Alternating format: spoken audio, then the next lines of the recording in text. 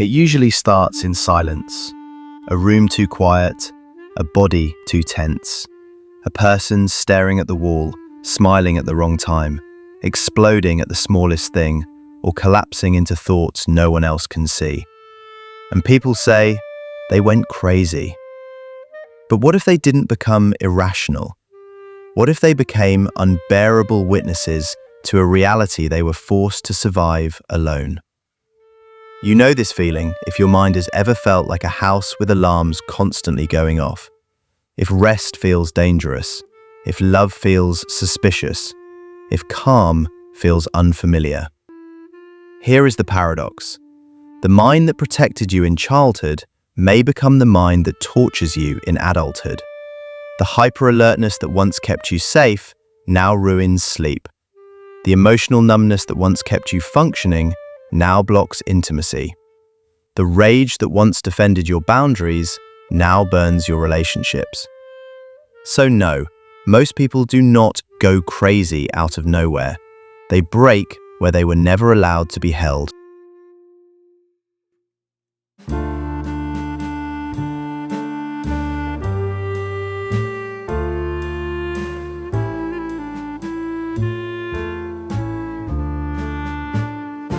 What people call crazy is often the visible surface of a much older adaptation. Psychologically, this can emerge from chronic trauma, especially environments marked by unpredictability, emotional invalidation, or fear. The child learns survival before identity. 3 key patterns often form. Hypervigilance. The nervous system becomes a surveillance machine, scanning tone, facial expressions, footsteps, danger. The body stays in fight or flight long after the threat is gone. Emotional neglect schema. The person unconsciously believes, my feelings are too much, or they do not matter. So they split from their own inner world. Disorganized or avoidant attachment. Closeness becomes confusing. The same nervous system that longs for connection also interprets it as risk. Over time, these patterns reshape the nervous system, the self-concept, and the relational blueprint. You don't just remember the past, your body repeats it. Trauma is not only what happened, it is what your system had to become in order to survive what happened. And the cost is invisible grief. Grief for the childhood you never had. Grief for the self you had to abandon to be accepted. Grief for how normal life looks easy for others, but feels like combat for you. You laugh, but monitor the room. You love, but brace for betrayal. You rest, but feel guilt. Carl Jung warned that what is rejected in the psyche does not disappear, it returns as fate. That is the tragedy here. The unprocessed pain becomes personality, then pattern, then destiny. The core fear is rarely madness, it is deeper. Fear of abandonment, fear of exposure, fear of losing control. So even ordinary moments become complicated. A delayed text feels like rejection. A disagreement feels like danger. A quiet evening feels like a trap. This is what invisible grief does. It makes survival look like identity. They become adults who look functional on the outside, but internally live in emergency mode. You might choose emotionally unavailable partners because chaos feels more familiar than safety. Overwork obsessively because achievement becomes a substitute for worth.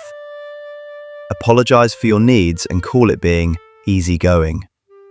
Explode, shut down, or dissociate during conflict because your body remembers old danger. Struggle with boundaries, either too porous or too rigid. Feel like a fraud even when you are loved, praised, or successful. You might also confuse intensity with intimacy, interpret neutrality as rejection, self-isolate when overwhelmed, and narrate your pain as, I'm just like this. But these are not personality flaws, these are coping mechanisms. The beginning of healing is not self-judgment, it is witnessing, not what is wrong with me, but What happened to me, and what did I have to become to survive it? That shift ends self-gaslighting. That shift begins unlearning. Healing starts when you stop treating your symptoms like enemies and start treating them like messengers. This is where real work begins. Inner child reparenting, learning to give yourself what was missing: safety, attunement, validation, structure. Shadow work, meeting the rage, envy, shame, and fear you buried to stay lovable.